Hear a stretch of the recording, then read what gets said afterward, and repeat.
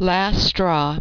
She called the police to come get her husband and went out on the porch to wait in the rocker, kicking it into a fast pace like she wasn't wore out, getting up before dawn's dream to milk the cow, gather eggs, fix breakfast every day before he left her on this hard-scrabble farm with no luck but bad.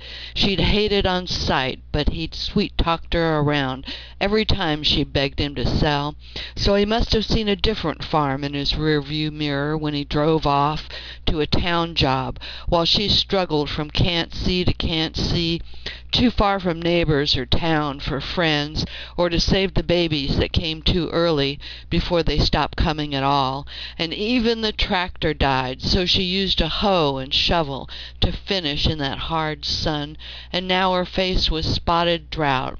She who was once a pretty girl, skin like buttermilk, and expectations different than a long row with no harvest. "But, baby," he'd said, "I'm almost ahead enough to quit. It'll be different with two of us here." So he added some weekends and late nights, and she was so drug out doing his chores too. She didn't complain he smelled of beer and perfume.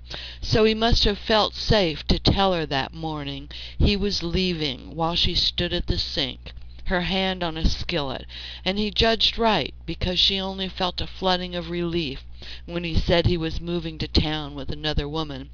But when he said instead of support she could keep the farm, anybody would have bashed in his head with the skillet.